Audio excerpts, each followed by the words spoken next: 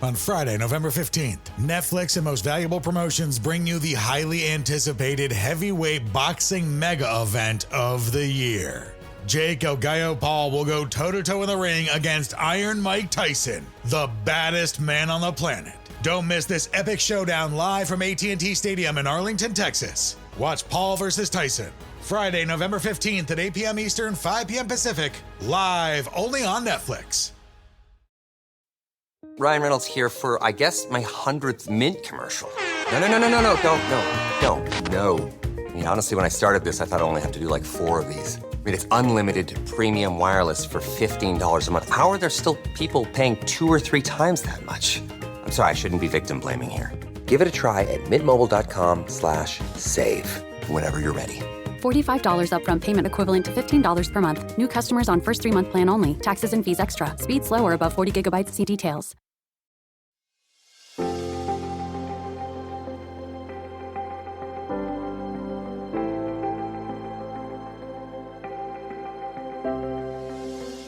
Life is made up of millions of tiny moments.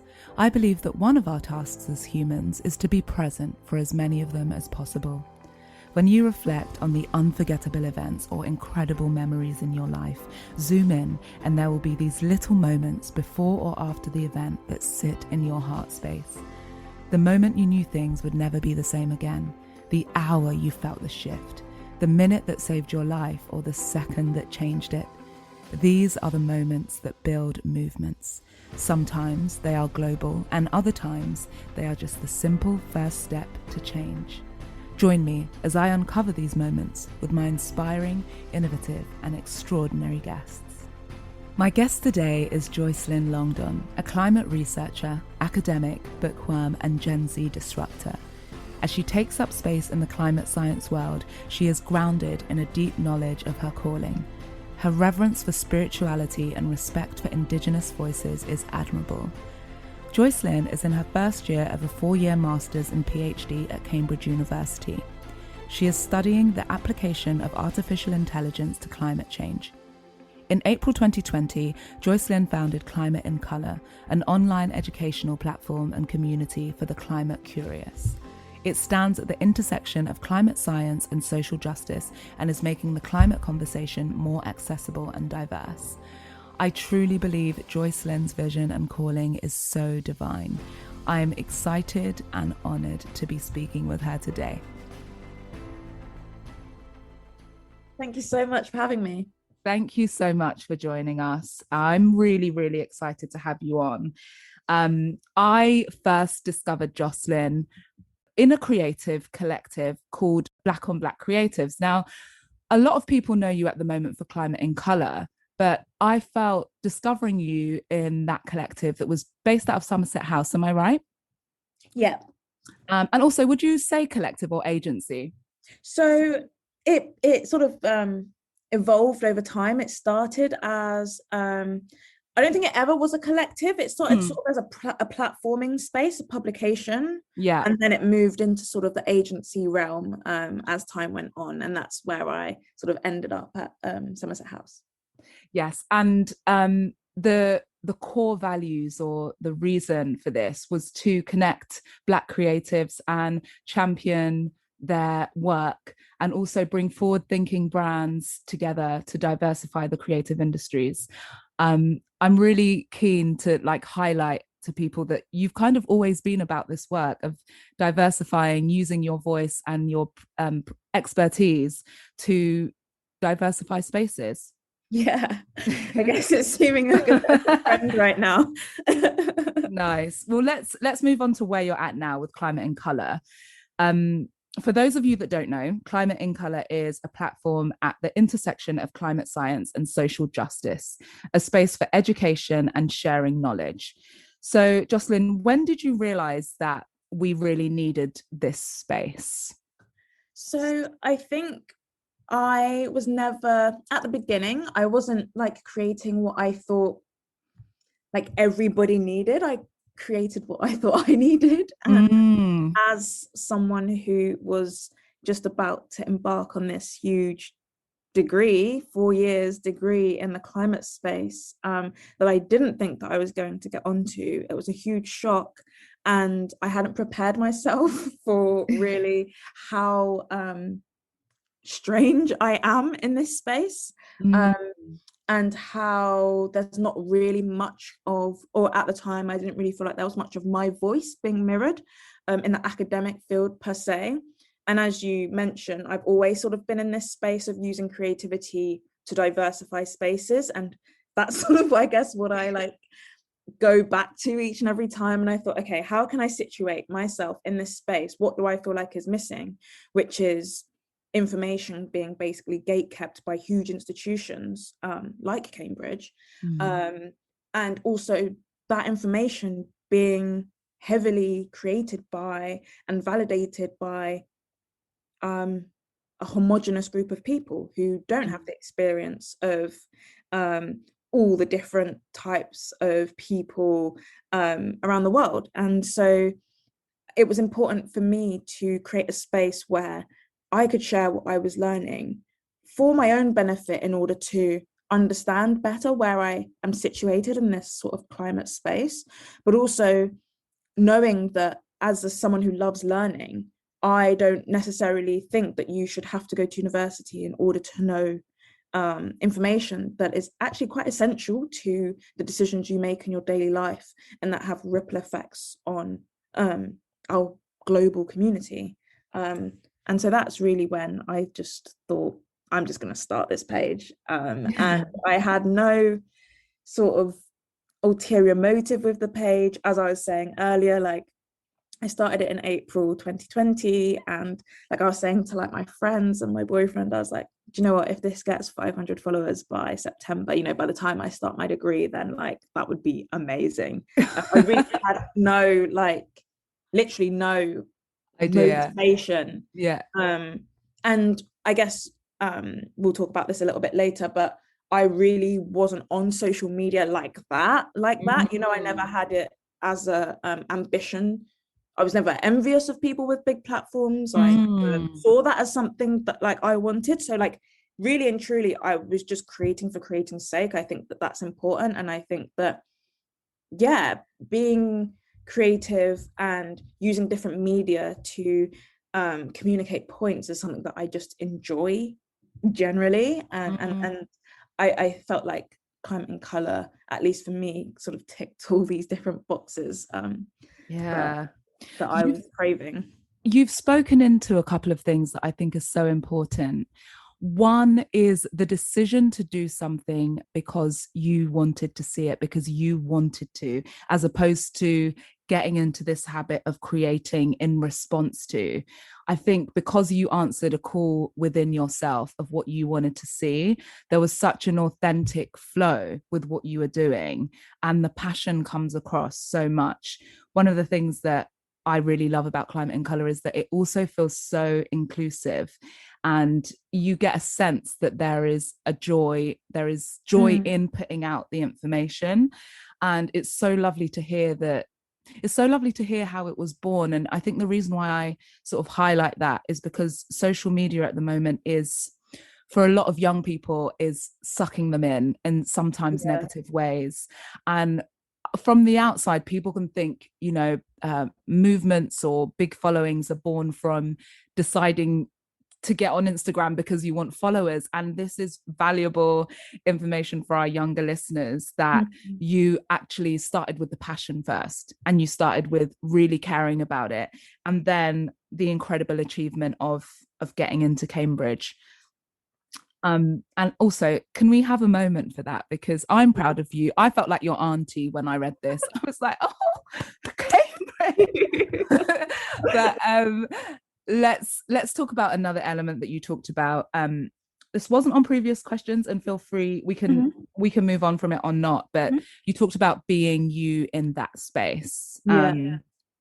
And well, there's so much you can unpack there, but I'd like to know a little bit about showing up in Cambridge on the course that you're in, and feeling the process that it is to feel confident and be yourself, and continue flourishing in what you do in a space that, you know, let's call it for what it is. It's very white, it's very old school, and has previously been very closed. And also, I know a little bit of your story just from social media about how you got into Cambridge, because you generously have shared that on your YouTube, isn't it? Yeah. So you can touch on that a little bit about getting in and believing that you could, and then getting in, and then life in Cambridge for a young Black lady. Yeah. Okay, so this is going to be very, very transparent.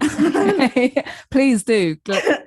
So from the outset, and I guess this is important because there will be lots of other people. I get so many questions all the time about my course, and also the way that people sometimes treat me or like speak to me in the way that like I'm an expert and I like know everything. And yeah, I think that what I'm about to say will help people understand like who I am in this space. So I graduated from university, my undergraduate, in 2019 summer. And I said to myself that I was never going to do higher study. One, because I come from a low income background and I have lived on my own since I was 17. So finances not there to support myself through higher study. And I didn't know that I would get a first in my degree. I like basically until I got my undergraduate, I thought I was like stupid, like genuinely thought I was stupid. Really? Yeah. That's just like childhood trauma, Stuff. African family. Okay. Yeah. But I didn't intentionally, I didn't think I'd get to this space. But then I got my first and I was like, let me just browse, let me just see, if there's any funded stuff going on. And like literally the only course that I thought that I would want to do was this course. My undergrad was in astrophysics. I wanted to move away from physics and do something with purpose. I'm a very spiritual person, and I had been getting a lot of messages. I struggle with mental health as well, and at the time I was getting a lot of messages from God about that I was like going to do something, and it was like really scary, and I was like, wait, like what is going on? Wow. And that was the only course. I spent 6 months basically umming and ahhing, not going to apply, the usual, I'm never going to get into Cambridge, I don't want to even go there anyway, all of this stuff. Yeah. And my godmother had just got her PhD. Now my godmother had been out of work for 20 years. She was a nurse, and she got back in without having to do a master's to do her PhD because she's that talented, and did her PhD with a husband who's a surgeon, 4 kids, like, the whole shebang. She did the whole works and got it. And I spoke to her and, I was like, do I even apply for this? And she was like, I just did it. And, everything was against me in completing that degree. And she said, pick a list of supervisors that you're interested in their work, email them with your credentials. If it's positive, then apply. If it's negative, then don't apply. And the feedback I got back was positive. And that was such an important thing for me to do. And I'm so grateful that she told me to do that, because right now, one of the people that I emailed back then, which was like, nearly over a year ago, and a half ago, is my supervisor now. Oh, wow. I'll come back to that later. Wow, that's such a good full circle. Yeah. And so I applied. I was still, then it came up to the point where I was taking Black on Black quite seriously, and was at Somerset House, as you said. And I just applied just so that when I'm 50 and I think about what I've done in my life, I don't regret never having applied to a course that I could have got into. And I got an interview. My interview was terrible. I do talk about this in the YouTube video. I left that interview bawling my eyes out. I was just so embarrassed and mortified. I felt so stupid. It was like awful. Did you think that you hadn't been your best self, or did you feel that they made you feel like you shouldn't be there? I feel like I wasn't given the opportunity to show off my passion and my knowledge. I had prepared so much, and I'm so passionate about the topic that I want to study. And a lot of the questions, I guess, I found quite patronizing.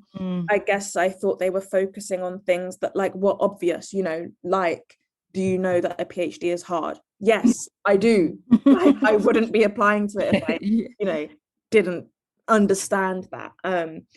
So yeah, that's everything up until getting in. And I guess a lot of my issue, and I guess this is different because it's lockdown. And so I haven't really experienced Cambridge as Cambridge. I mean, I live here, but I've never been into my building. Yeah, of course. Like everything has been online, and that poses a whole lot of difficulties that got nothing to do with my race, but have everything to do with academia and just how stressful and crazy academia is. I guess in terms of diversity and my passions, it's quite difficult being in a space, the climate space, or the climate science space, the tech space, which considers human rights or human involvement or sociology as a complete afterthought, if not irrelevant. And that's a huge struggle to deal with, because you're constantly having to revalidate to yourself why what you want to do is important, whilst all of your teaching sort of goes against that. And I'm again coming back to talking about my supervisor. The only thing that really keeps me so grounded and so grateful for being here, this is one of the upsides of going to such a rich and such a prestigious university, is that the academics are first class. And my supervisor, I have a main supervisor and a co-supervisor. My main supervisor is in the technology space, and my co-supervisor is in the sociology space, which again is quite a strange thing for the space that I'm in. And they are both just so amazing. They know more than me. They invite me to webinars and seminars that stretch what even I thought that I could know. I'm learning so much from them. And they are also so behind and so sort of supportive and encouraging of what I want to do, and, you know, are taking all the effort to make sure that I can follow my values, but at the same time still get that across to my department in a way that like is valid. Wow, it sounds like what a blessing to have that support. You know, it's little moments like that where it's a supervisor or a teacher or a person that's placed in a way that you realize why they're there, and you can have such appreciation for those moments that make you go, oh my goodness, thank God you're here to carry me through this, or not even carry you through, to be there for you. For sure. Oh, you touched on so much. I'm going to go back to something that might surprise people from everything you said, because you gave us a wonderful insight. But the part about knowing that you were going to do something, the spiritual element of it, and connecting that as well with depression. I've been thinking recently, I've suffered from depression as well, and I was listening to a podcast and also thinking about the connection that depression has with sort of spirituality and soul work, and how developing a language or naming things differently can help you through particular moments. And I know they're very different things. You know, clinical depression is clinical depression, and some people will need medication or, you know, to see a doctor. And there's also an element of it that I find that feels quite spiritual, as in there's such a discomfort with the soul in the body that you're kind of like, what is this thing I can't shake?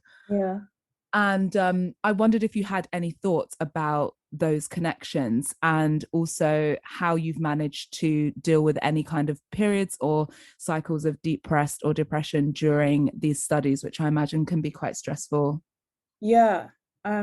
Yeah, this whole episode is just going to be transparency central. So, yeah, I was diagnosed with clinical depression in 2015, but I had basically suffered from clinical depression since I was like 10, which is like wild. Did you feel when you got the diagnosis, you were kind of like, oh, this makes so much sense?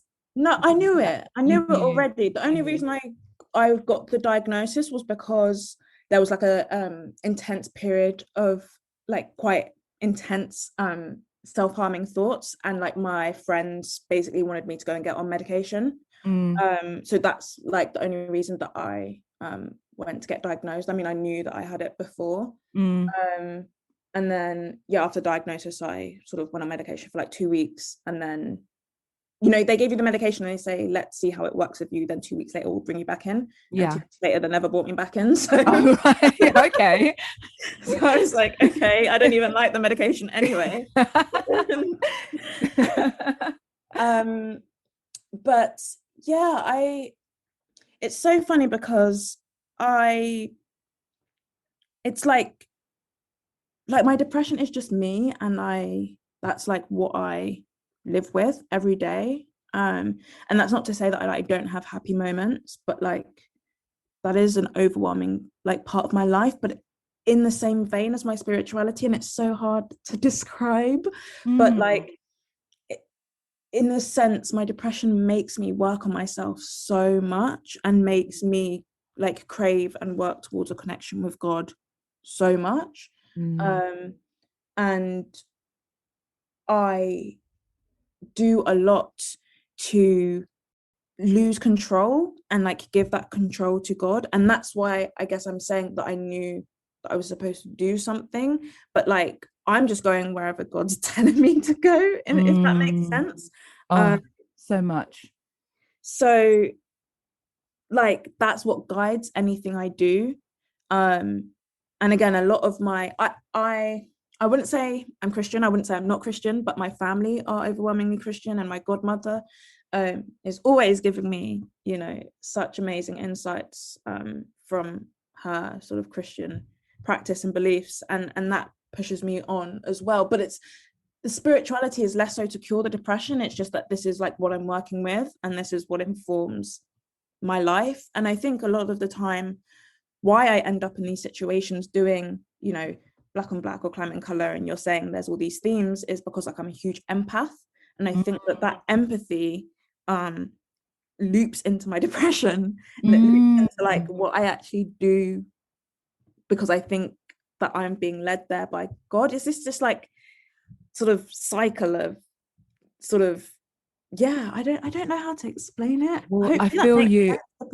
It does. I feel you. And as you're speaking, I get this sense of a deeper understanding of why you're called into this area. You have this intelligence and I guess a deep understanding of the current state of our world, and an idea or a passion to research what might happen, how we might change and grow. And it makes sense to me when I think about the state of the earth and the planet, and I think about the people most passionate and I'd say desperate to have an awakening so that we might realize the state of things. It makes sense to me that there is an element of that around you. Not to say that you should be depressed because of what you know, but it reminds me of activism, or having a deep love for something and seeing it in such a way that you wish so much everybody could. And it brings you to this thing of like, oh my God, you have to be in this world, and you have to, be your best self and show up in all these sort of ordinary ways. And then alongside your passion, intelligence, and knowledge, you have your heart and your spirit. And so I can totally imagine how that can feel heavy. And I guess I can't differentiate between that in my work, because my work is incredibly linked to my spiritual beliefs. So I guess I haven't actually made it clear, but I'm trying to look at applying artificial intelligence to climate change solutions, and within that centering Indigenous knowledge into algorithms, for many reasons. because Oh AI gosh, sorry, that is, babe, let's have a moment for that. So this is what your master's and PhD at Cambridge is. Yeah. So yeah, my course is AI for ER, so it's artificial intelligence for environmental risk, but that covers everything from renewable energy to climate change to biodiversity. It covers basically everything within the environmental sciences. And for me specifically, I'm in the midst of crafting my PhD proposal, so this isn't like 100% yet, but I'm going to be hopefully looking at forest environments, biodiversity, and how to incorporate Indigenous knowledge into algorithms for more democratic forms of engagement with forests, because there are lots of issues with large-scale conservation and big tech that are, acting in a way that they believe is positive for the planet, on this mass scale, mass planting, mass carbon offset system. And that is causing human rights violations against Indigenous communities who have been caring for this land for millennia, centuries, and it's rightfully their land. And I think that it's important that whilst we're crafting climate solutions, that we're not pushing human rights to the back burner. And so I'm trying to incorporate, the science and the Indigenous knowledge and the sociology all together into one PhD to essentially, hopefully, change and disrupt what we see conservation as and what we see technology as, and how we prioritize Indigenous knowledge in our climate mitigation strategies. Girl, you're a gift. You are a gift. I haven't done it yet, The fact that you're articulating it in this way, because having the thought and being able to bring the idea forward to us, you are enabling us to vision another way of being.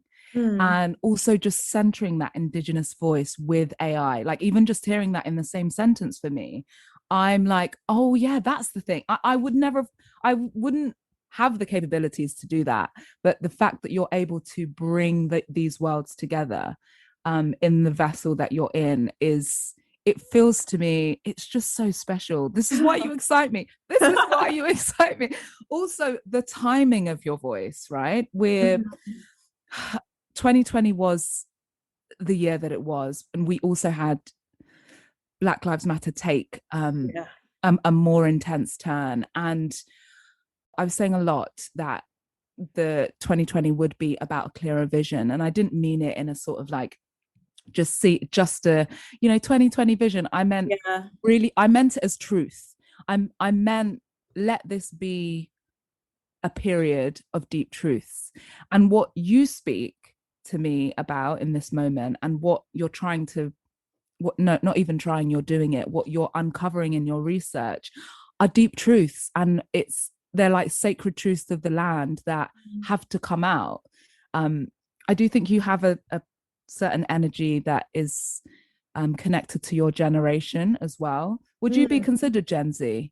Yeah, I think I am Gen Z. I'm 1997. So. Yeah. Oh, nice. I'm so jealous. Yeah, I mean, you guys have come with such mission and purpose, and I have such admiration for it. Yeah, I would like to say, I talk about this with my boyfriend a lot, and it's I just feel like no matter what people have to say, in terms of looking around, and maybe there's bias, but I do think that Gen Zers are some of the most compassionate, respectful, creative people that I've ever encountered. And this also comes with how I've had engagements with people in quite difficult conversations, no matter, I know that there are lots of racial tensions at the minute, but I'm here doing workshops with Oxford students, postgraduate students. Everyone is sort of communicating in such a respectful way, but also such a challenging way. And yeah, I feel very proud to be part of Gen Z. And I think that we have been forced to become these people because there's not, who else can we push on these issues to? It's on us. And yeah, we are sort of stepping up to the plate, I guess. Yeah, you have. Here's the thing. I think you do what millennials want to do in their heart, but we're kind of too we're too addicted to or affected by our parents' generation. So we know what you're doing is right, but it's the courage to embody it. And I think Gen Z has come in with this. You're like, we've got nothing left. Yeah, we've got nothing and everything to fight for. So whereas like I feel millennials can sometimes have this sort of battle of like ego and I want to look a certain way and I want my life to look like this. Gen Z is like, what are you even talking about? You won't have an earth to live on and you're worried about your mortgage. We're talking about the earth that your mortgage might not exist on. And there's there's a deeper clarity to it. And with the empathy and kindness, actually, I've found this to be true. I've been on a few protests where I've met Gen Zers, 19, 20, 22-year-olds, and they are first of all communicating with people that they disagree with, and creating space to listen, to be heard and listen, but also I guess it's this deeper connection with the earth that feels quite urgent to them. And you have it in your work as well. Another thing with what I enjoy about how you show up in the world is you're putting all the passion into this research and into this knowledge. So you don't necessarily do follow the waves in which activism takes place traditionally. Like people might not see you posting what the masses are posting, but you use your education to come into the conversation with what you know. So I really love that, because there are different ways to be an activist. You can be on the front line and you can also, create the knowledge and do the research. So thank you for that. I really love that. No, I definitely agree with that. And I mainly say that I'm not an activist. I think everyone is an activist in a certain way, but there are lots of, especially when you have a following on social media, people like to label you without actually asking you what you identify as. And I'm really not an activist if we're going by what the usual connotations of an activist is. And I really don't identify with that label at all. But I did a post on Climate in Colour, which is about what's my role in the climate movement. And it was just to describe the fact that there isn't one way to be part of the climate movement. And I'm just sick and tired of people feeling like they have to change in order to join the climate movement, where it's like, we're all in the climate movement. We are all citizens of this earth, and we all are already doing things that can be applied and create change. If you're a musician, if you're an artist, if you're a filmographer, if you're a healer, if you're a mother, if you're a cleaner, if you're a teacher, if you're a lawyer, if you're a tribal lead, every person come with what you already have. And I'm coming with what I have, which is academia and creativity. I'm not about trends. I already told you, I didn't join this space with any intention. I'm not the news. I'm not any other influencer. I don't even see myself as an influencer. I'm literally an academic, and I'm just trying to share the things that I'm learning and to sort of fill that value system and calling that I was talking about at the beginning of this episode. And I just want people to respect that, and I think people are really respecting that. And this year I'm having a much better time on social media by basically not really being on it, but being on it. Well, let's get into that actually, because this is another great thing that you've done. You are really clear on your boundaries, and it seems like you've got a really nice team around you as well.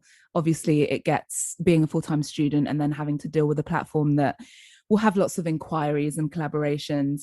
What is clear is that you know who you are, and you say what you can manage and what you can't. And you also talk about not really being on Insta that much. Can you talk a bit about how you learn about what boundaries you had to set, whether it was a bit of a process, and also team building as well, because I think that's a really important thing for growth, and it feels like you knew this quite quickly. So a few ways to answer this question. I think first of all, I was quite lucky in the fact that when I graduated, I worked both professionally and not professionally, but sort of as an employee and as a freelancer in the sort of marketing, design, web, social media space. And so I already knew about social media, and I already knew about social media in a very like business focused way rather than like a personal way. And so I already had that experience of managing a page as a business, right, not as an individual. yeah. And that's why I didn't use my personal account, because as a person, as Joycelyn, I don't even post that much. I posted for the first time since November last week on my personal account. Like, I'm not on Instagram like that. And I've done that since sort of school times because it's bad for my mental health. And not for any reason. I mean, I've done a lot of sort of shadow work on envy, and I don't really have that anymore. Like, I don't go on and see like a beautiful woman and think, oh my gosh, I'm so ugly, or I don't, you know, that's like not really part of my social media experience. And for the most part, I don't go on social media because I love reading, I love painting, I love walking, I like doing things. And that is not conducive with a life on social media, which is why just as Joycelyn, that wasn't my vibe. And so obviously I didn't know that Climate in Colour was going to grow to the size that it did. And another thing is that like people only see the Instagram side, but like I'm creating courses, workshops, I have an online community, an online reading group, I'm doing talks, podcasts, like writing essays, getting published in academic journals. Like, there is so much that's going on off of Instagram, which is like, I don't think people get. Like, everyone's so addicted to Instagram, but they think the whole world exists on Instagram. And it's just like, yeah, it doesn't make sense to me. And I also started to feel, because you asked whether it was a process, and I guess it was a process because I couldn't understand why everyone was asking so much of me on Instagram. And I couldn't understand how a page that positions itself as an education page has so many demands that are expecting it to be a news site. And there are news sites, there are climate news sites, not even mainstream news, but I would constantly share the sources that I read for climate news and people who are speaking on climate issues. And I did get caught up in it for a little bit, because you see everyone's posting all the time and you think, oh my gosh, like, am I supposed, is that what this means? And I've always been very self-assured, and I was just thinking, wait, no, this isn't, this in my bio it says what I am. It says education platform. So I'm just going to continue doing what I said I am. So like, I don't know what people think doing a PhD is like. Like, I don't know what people's concept of doing a PhD, being a human, having a relationship, having family, all of that, plus Climate in Colour, looks like. And I think it's because when things are on Instagram, people just think you're an influencer.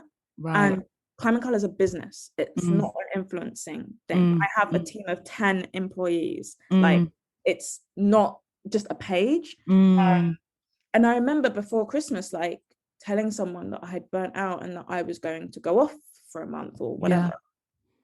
And they were like, oh, really? But and I said, like, you know, I've had a really hard term. It's been really stressful.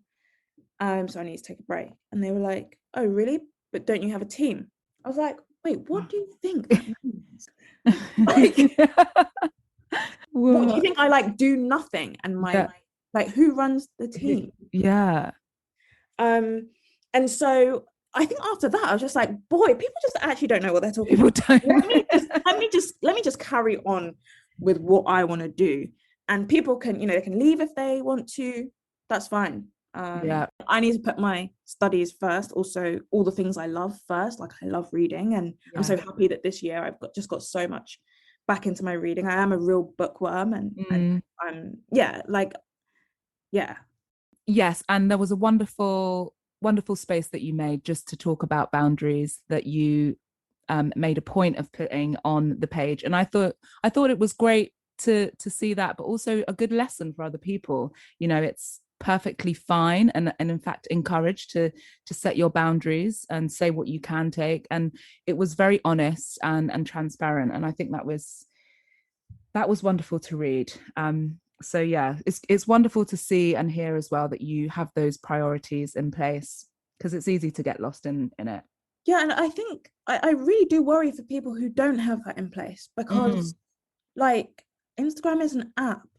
Like it's an app, and I think it's wonderful in so many ways. Obviously, I'm a beneficiary of the app. But I just worry that we're getting a skewed idea of what the world is and like what interacting with other humans is, and also of like what our own lives are. Yeah. But it's like virtual reality almost. And I think as well, a lot of harm that I see happen, and obviously I'm part of this, is that there were people who have been working in the climate space for decades, who have been speaking on these topics for decades, but because they don't have social currency is now the new capitalism. And I spoke about this in a post as well. Like, I'm not going to be adding to the noise in the climate space. Just because we're in the climate space doesn't mean we're all good. Doesn't mean that every action we do is positive. And we do need to hold ourselves to account that although the intention is there, we are doing the exact same thing as capitalism is. We say we don't like infinite growth, but what are we doing? We're constantly posting. We say we don't like the things that capitalism instill, but we are just sort of copying that in the climate space. This sense of urgency, the sense of scarcity, those are all philosophies of capitalism. And I think, how are you showing up outside of those spaces? It's not to say that they're not important, but I think that it gets to a point sometimes where it's like really unhealthy, and where I would literally be spending 12 hours researching, studying, reading, crying over climate science, right? Yeah. And then someone will DM me and reproach me for not posting about something.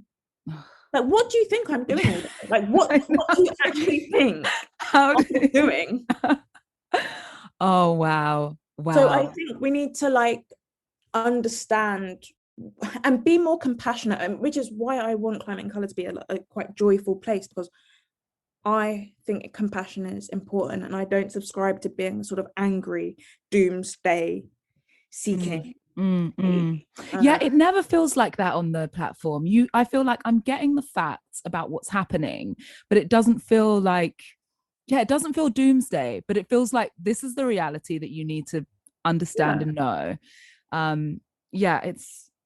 It's important to have that in the mix, because I just think, and I think that anyone who's feeling down in the dumps should read Hope in the Dark by Rebecca Solnit, because that is exactly my vibe. It's like, what is the point in being doomsday and making people burn out? Either they go one way, which is there's no point, we shouldn't do anything, we're screwed, or like are just invested in the doom.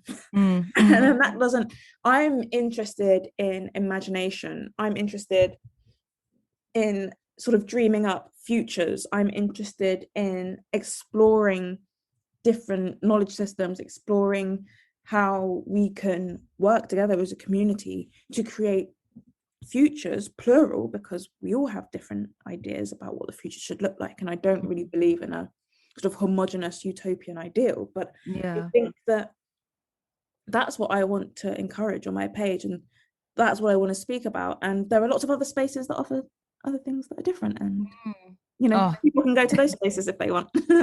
Exactly.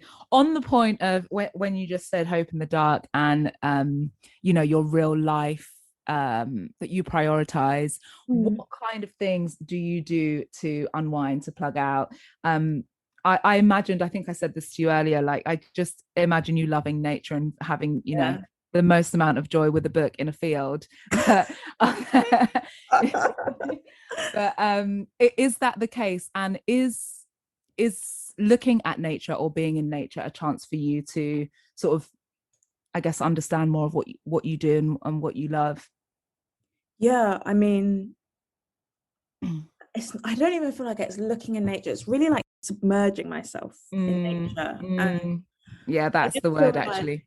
yeah, I just feel like I'm home when I'm in nature. I just feel so that, so when I'm talking about like being on Instagram and like, do people know what's going on in the real world, then like I also apply that to myself doing my degree, and then I go outside into nature and I'm like, wait, no, this is the real world, you know, if that makes sense. Like, Yeah. you know, I'm so lucky to live where I live now in Cambridge. Like, I can see the woods, and the bird song here is just insane. It's just Aww. amazing, and it brings me so much joy. But even where I grew up, I grew up in a council flat, but we had like a brook behind the house. There were lots of fields. Yeah, even though it was London, I grew up sort of adjacent to a lot of very like white middle class areas, so that was a privilege in itself. Even though I grew up low income, I sort of had access to fields and canals and woods and all of that good stuff. So I've always felt like that's been around me. And my boyfriend is from Cornwall, and I've spent a lot of time in Cornwall. I will probably settle in Cornwall. Even though I'm a city girl, I like, the country is literally where I feel Your at heart. home. Oh, that's beautiful. Yeah, and that is my, yeah, that is exactly how I relax. But it's not really relaxed. It's a very active engagement when I'm in nature. It's not just relaxing. Like, to relax, I might paint or I might read. But like when I'm out in nature, it's sort of like communing with God. And so, like, part of my spiritual practice, I like read some spiritual texts from different religions, and I'm currently reading the Dhammapada. And in it, in my last sort of session, it was just talking about how like beauty is truth and nature is beauty, so hence nature is truth and nature is God. And I was just like, that is how I feel about nature. And I guess it's like going to church for me is nature. Your spiritual foundation, and that I'm learning about in this conversation, is my favorite thing. just knowing that you have this exploration of the sort of awareness of spirit and how it's part of and the foundation of how you're moving in the world and how you're showing up. How has that deepened or changed in recent years? Is it something that you've always had? You have talked about your Christian family, but in terms of finding your own voice, your own spiritual voice, I guess, or path. And you talked about shadow work as well, that I'm very interested in. Yeah, so I've probably been, so I when I moved out when I was 17, that was probably like the end of my like strictly Christian sort of experience. And so that was, how many, 6 years ago? So I guess I've been on this sort of journey of finding my spiritual voice for about 6 years. And it ebbs and flows. I wouldn't say right now I'm at my strongest. I think the strongest I was at was after my graduation. Wow, I was just so in tune with everything that was going on. And yeah, so it ebbs and flows. And sort of at this point, a lot, I think this point is a lot about learning. And I was saying earlier to my boyfriend that like, after this PhD is done, I'm going to look back and be like, wow, what just happened? Because I like grow so much every single day, and I'm challenged so much, and my spirit is challenged so much. It might be the stress of doing a PhD, but it also, I think, is a consequence of coming to Cambridge, that I do have a breakdown once a week, and that is like a sort of, it's just like a switch. Like, the week's really busy, you do the week, then you're on the weekend really tired and exhausted, and then you break down trying to recover from that week so that you can like go into the next week, and like that's the routine. When you say breakdown, what does that look? Is that just like a complete wipeout? You're lying in bed, can't move, or no, that's a very emotional release of okay. of tears, of worry and anxiety, and you know, oh my gosh, I can't do this, I'm useless, I'm not adding anything to the world, you know, just complete spiraling of thoughts, and then sort of getting over it. And then finding yourself. So do you do any kind of like meditations or yogas, or is there time for that? No. Yeah. Oh, I make time for that. Make so time. I wake up really early, so I have like 2 hours in the morning most mornings to do meditation, yoga. So I do yoga probably 5-ish times a week, maybe more if I want to. And I maybe meditate and journal like 3 to 4 times a week. Yeah. Because I don't see those as like activities. They're like, they have to be a part of being. Of being. Yeah. And so that's the time that I like will read my books, like not my leisure books, like my more like spiritual teaching books, yoga and meditate, and journal. And when I'm journaling, I'm really just talking to myself and asking myself and and kind of communicate what's going on in my head. I'm so happy that you have created that space, and I completely agree and relate with the practices not being something that are negotiable. You know, there are some, if you're have any mental health issues or depression, in my case, my meditation is completely non-negotiable. My morning walk is non-negotiable. These are the things that just they have it's to like happen. brushing your teeth. I wouldn't leave my house without brushing my teeth. I can't start my day without having a moment for my spirituality, even if I'm very pushed or I've woken up late. Like, it has to happen. Oh gosh. Okay. Well, we have to. I don't want to finish this conversation, but I've got your email now, so I'm going to be like being like, "Can I have a chat with you?" I've got a few more questions I'd like to ask. So this will be coming out in the week of International Women's Day, and this season has featured some of my favorite women, yourself included, across the arts. So we've got Janelle, who is a yogi and has done great work for making the yoga spaces more inclusive. Shingi Shonua, who is a wonderful British singer, songwriter, artist. And the three of you have shown up in this world to me in your true selves, and in little and big ways you've stepped into your light, and I just find you all very luminous. So you're my woman of the month. And I would like to know if there is any women that have inspired you to do what you do, or the two main women would be my godmother and my mother. They are both just incredible women that have such strength. Like, the way in which they deal with problems that come up, which are plenty, and the way that the faith that they have in God, and the positivity that they approach life when they shouldn't, when they should be completely and utterly frustrated or upset, is really inspiring, and is making me, makes me all the time push to be more conscious of, all the privileges I have on account of them. And those are the two women, probably two people I care about the most. In terms of like what they think about me, or I'm representing them. So those would be I love that. I love that. Close to home. And then my final question is, I'd love to know a bit about what your hopes are for the future. I know it probably feels like a long way away now after the PhD, but also just maybe your vision for how you'd like the world to move. Maybe an ideal, maybe it's kind of a bit more, it might feel like a dream, but something that you think is maybe possible and that you'd like to see, or something you want to work towards or make happen through the work you do. I think I'll keep this quite specific, because in the climate space, I think most people agree that we can flip from being really ideological to like being like, oh my gosh, this is never going to happen. And we all sort of know the things that we want to come true: renewable energy, etc. So I'll be more specific to like my space. And I guess my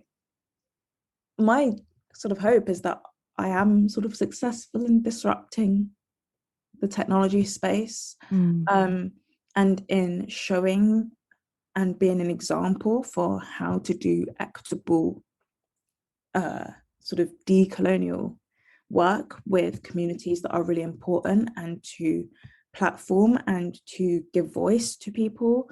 I hope that there's a future where storytelling is a important part and a sort of central part of our lives, and that we become a more empathetic society that cares about our communities, global and local.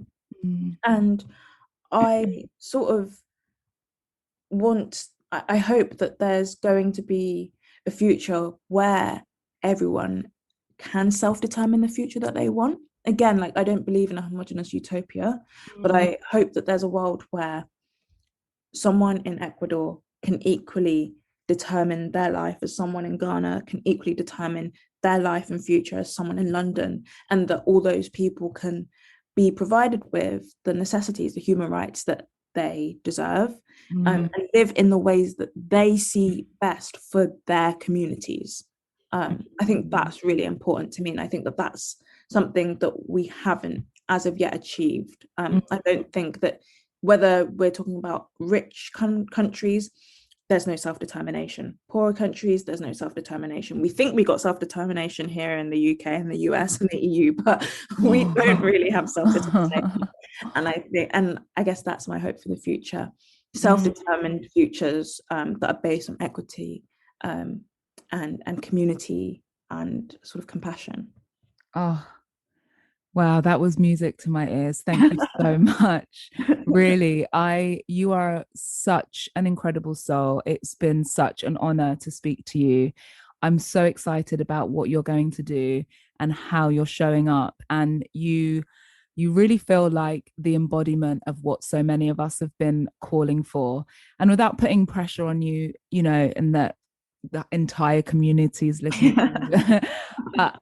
There's something about the way you're doing what you're doing that just feels really luminous and special. And also your humility. You're so humble and kind and compassionate, which means a lot to you. And it is just so wonderful to be around. So I am going to be rooting for you all the way. Oh, thank you so much. And I'm going to be following along. Oh, I did want to add, if anyone is interested in going a bit deeper or learning with Climate in Colour, you offer a course, don't you? The Colonial History of Climate. Do you want to talk a little bit about it? They can go on the website. Yeah, for sure. I'll just speak really quickly about it. The Colonial History of Climate is a course that it's an introductory course. It's about an hour of content on the website, but it's broken up into modules, and it has sort of integrated prompts in it to sort of give a backdrop to how our current climate emergency is based off of colonialism and how climate influenced colonialism, and to give a backdrop as to how we sort of should go forward in terms of combating these systems within our solutions going forward. But that's not the only way that people can engage if they want to learn a little bit more. There is the Climate in Colour community, which you can subscribe to through Patreon, but it's hosted on a different platform called Circle. And we have a monthly reading group for people who are daunted by academic papers but really want to know what's going on in academic papers. Wow, yes, that's great. Yeah, so I basically provide the academic paper highlighted with, and then I provide a document with all a whole summary in case you can't read or don't want to read the academic paper, as well as an audio version of the academic paper, so that everyone can access it. And then we have a monthly discussion where we talk about the topics and the issues in the paper, and we also mark it on accessibility to sort of see where academics are going right and going wrong. And that's just a space to dive deeper into what's going on in climate science, but also in ecology and conservation and environmental justice, a little bit deeper. So yeah. Oh, amazing. So many resources, so much to offer. And there you are. This is what I mean, showing up in the world. It's such a great joy. Thank you so much. Thank you everyone for listening. As we've said, Thanks for having me. No, thank you so much. And you can find out more about Joycelyn via Climate in Colour. Go on the Instagram or the website where there's a plethora of information, and as Joycelyn has just shared. Thank you so much. Bye. Bye.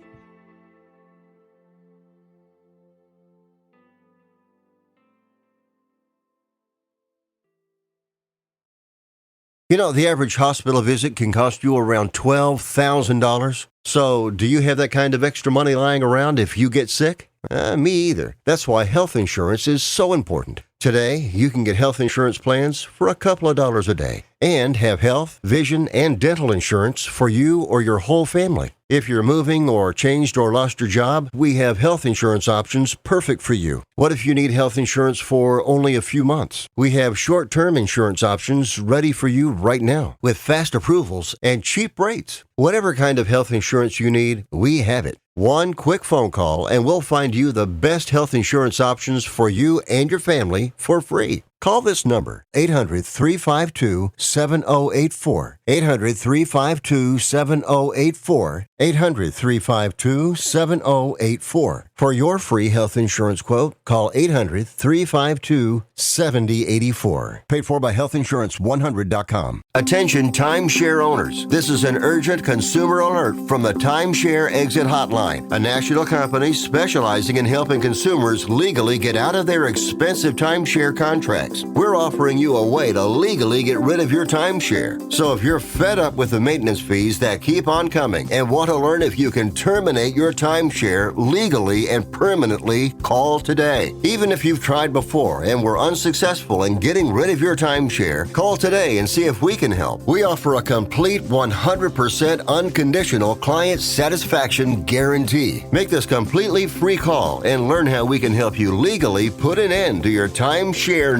nightmare once and for all. You have nothing to lose, so call right now to qualify and receive a free consultation. 800-951-6756, 800-951-6756. That's 800-951-6756. Paid for by Airtime Media.